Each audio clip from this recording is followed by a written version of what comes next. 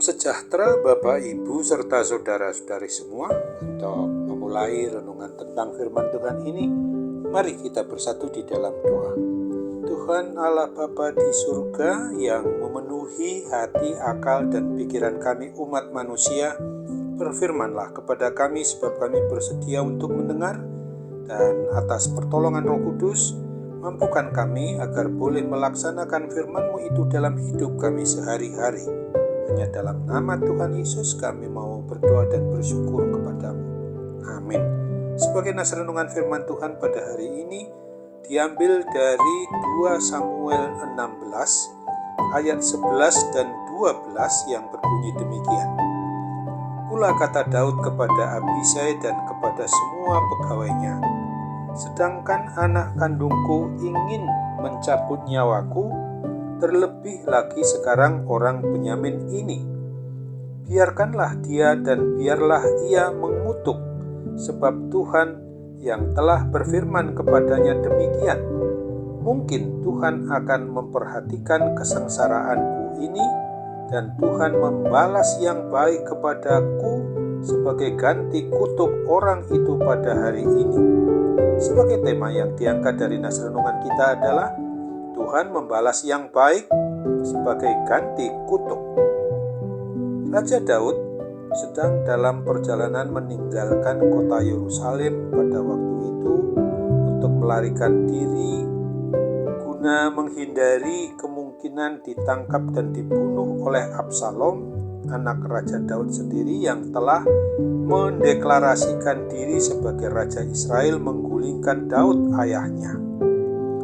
Di dalam perjalanan tersebut ada salah seorang keluarga Raja Saul bernama Simei yang mengikuti perjalanan Raja Daud sambil berteriak-teriak mengutuki Daud sepanjang hari.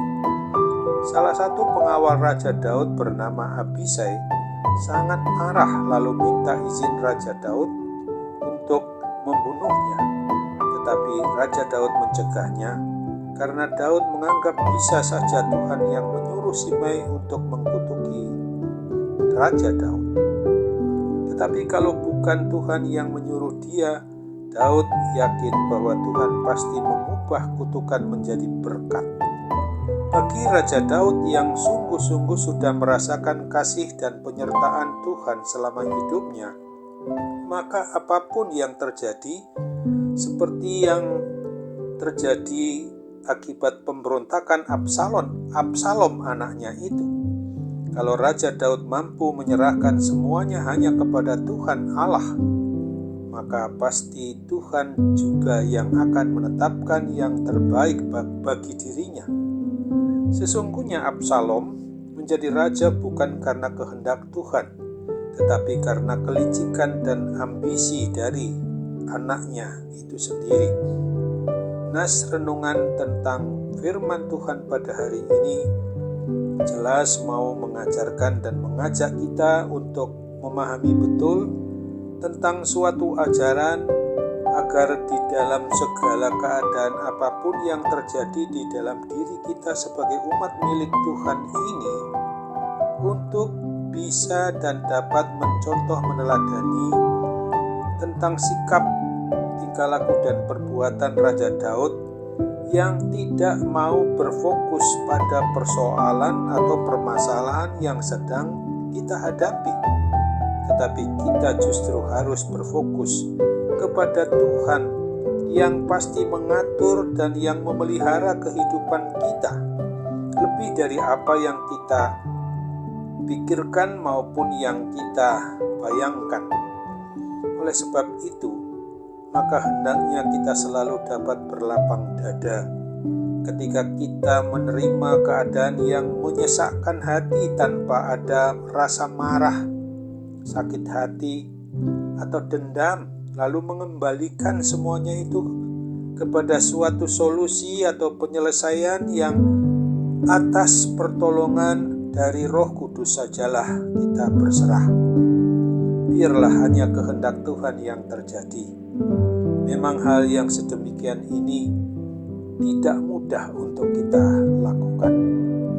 Akan tetapi apabila kita sebagai pribadi maupun keluarga orang yang sudah mengaku beriman percaya kepada Kristus mau dan terus memohon pertolongan Roh Kudus agar kita dimampukannya beriman percaya dengan taat dan setia dan teguh, mampu menyerahkan semua dan segala bentuk pergumulan hidup kita itu kepada Tuhan Yesus Kristus saja, maka Dia pasti akan membuat kita mampu dan kita dapat terlepas dari segala hal yang jahat. Dan Tuhan Yesus Kristus akan melindungi, memeliharakan kita dari segala jenis himpitan, kemalangan, penindasan, atau perlakuan jahat, dan mengangkat kita ke tempat yang aman di dalam suasana pemeliharaan perlindungan Tuhan sepenuhnya. Untuk itu ingatlah akan apa yang dituliskan oleh pemazmur dalam Mazmur 34 di ayat 19 dan sampai dengan ayat 21 ini. Tuhan itu dekat kepada orang-orang yang patah hati, dan Ia menyelamatkan orang-orang yang remuk jiwanya. Kemalangan orang benar banyak, tetapi Tuhan melepaskan dia dari semuanya itu. Ia melindungi segala tulangnya, tidak satu pun yang patah. Amin. Mari kita kembali bersatu dalam doa. Oh Tuhan Bapa di surga, terima kasih untuk kebenaran firman-Mu yang sudah boleh berkumandang di hati, akal, pikiran, dan perasaan kami. Karena kami tahu sebagaimana pengalaman anak-Mu, Raja Daud, bahwa dialami sesuatu yang sungguh berkenan di hati Tuhan adalah tidak membalas jahat dengan jahat.